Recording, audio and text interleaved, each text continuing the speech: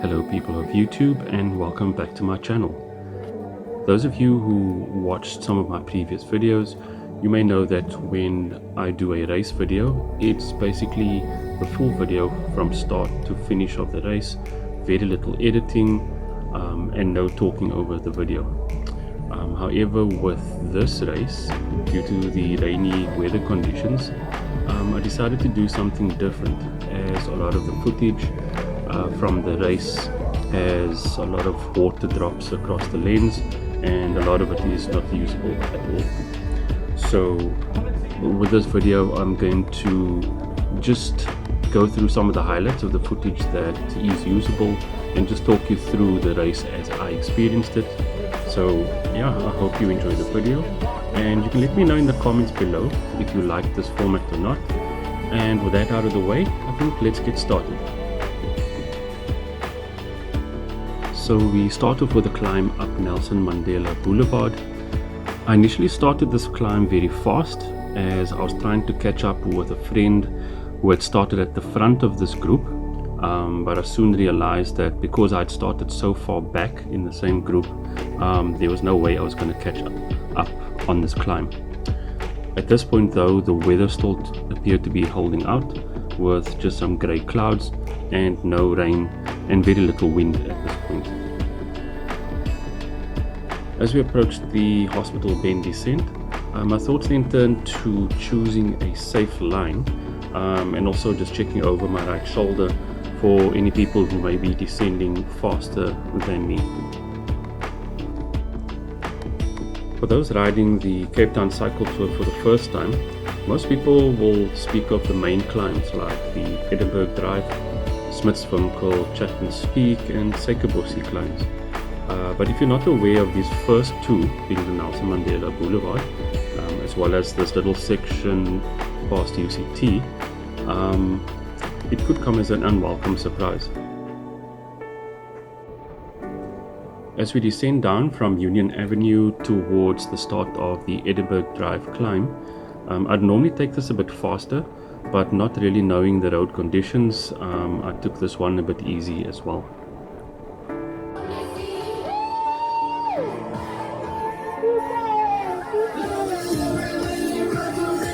It was wonderful to see all the supporters along Edinburgh Drive despite the rainy conditions, and it's amazing the encouragement that they provide, and it's really helpful on these tough climbs. I managed to join onto the back of a small group for most of the Blue Route stretch. It was a bit challenging just to find that right spot to both take advantage of the slipstream but also to stay out of the spray from the wheels in front of me.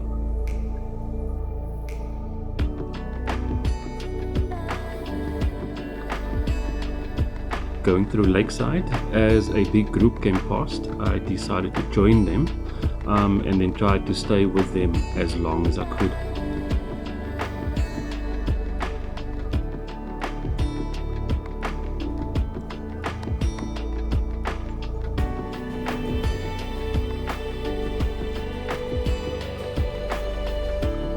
As we headed out of Cork Bay, the pace in the group suddenly picked up, and at that point I wasn't able to stay with them and I had to say farewell to that group. From Cork Bay to Simonstown, I was pretty much isolated, only occasionally passing smaller groups. And it's also somewhere along this stretch that something got flung into my left eye and it started to become irritated. Just after passing Jubilee Square, my left eye started burning, almost like I got sweat in my eye, and then it became blurry as well. So I decided to pull off and try and wipe it out before I continued again.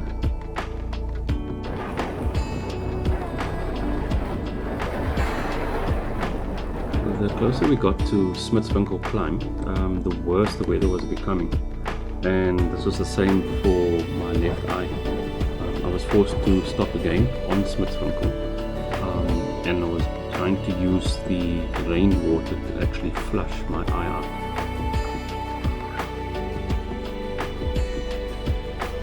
From this point on, I think my legs just basically went into autopilot as my mind was trying to deal with the discomfort in my left eye. The aim was definitely to keep as far left as possible for most of the time, just to keep out of everybody's way, and if I needed to stop suddenly, then I'm already on the left shoulder.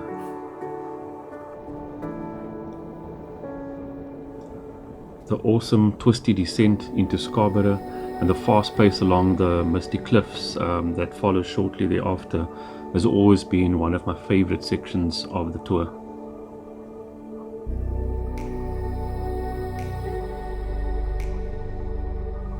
There's a short climb and descent past Ocean View before we turn onto Kommetjie Road, making our way towards Sun Valley.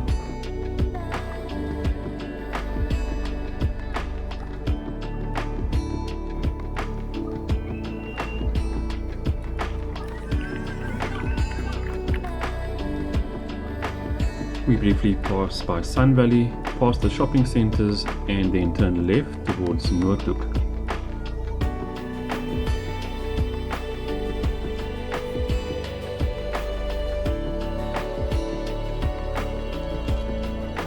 And before you know it, you're at the start of the second major climb of the day, Chapman's Peak.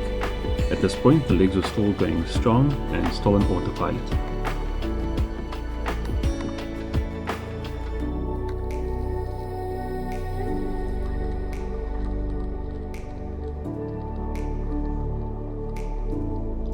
What goes up must come down. Another long, really fun descent toward Hart Bay. At this point I'm feeling a bit more confident and I decide to move into the fast lane.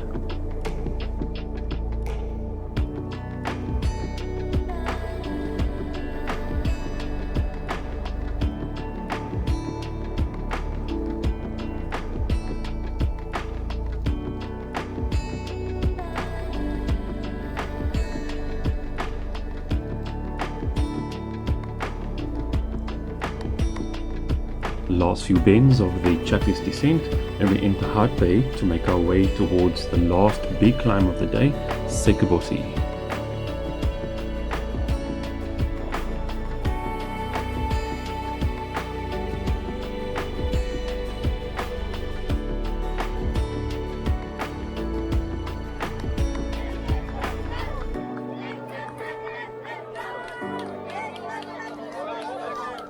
Finally, the last big climb of the day lays ahead of you, Sekebossie.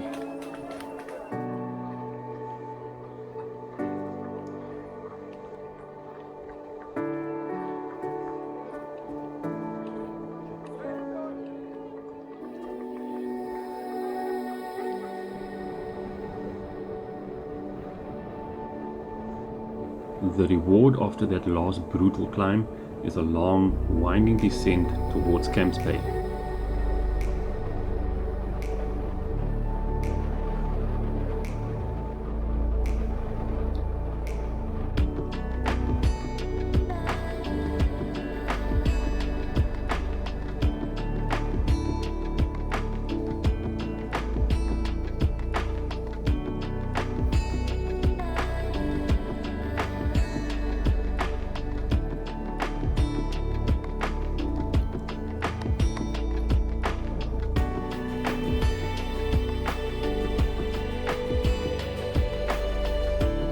As we enter Bantry Bay, we'll pass through Sea Point and then it's the final push to the finish line.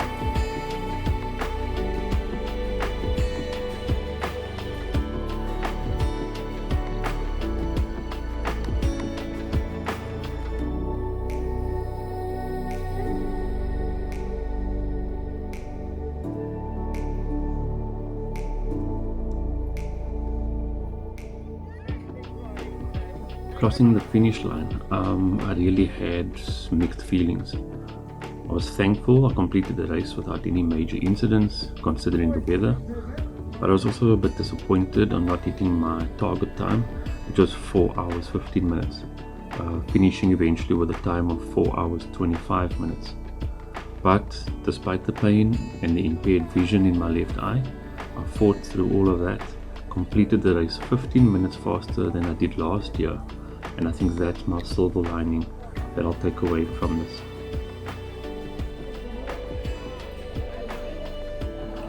Thank you so much for sharing my experience of the 2022 Cape Town Cycle Tour. I hope you got a sense of what it was like out there, and I really hope that you enjoyed this video.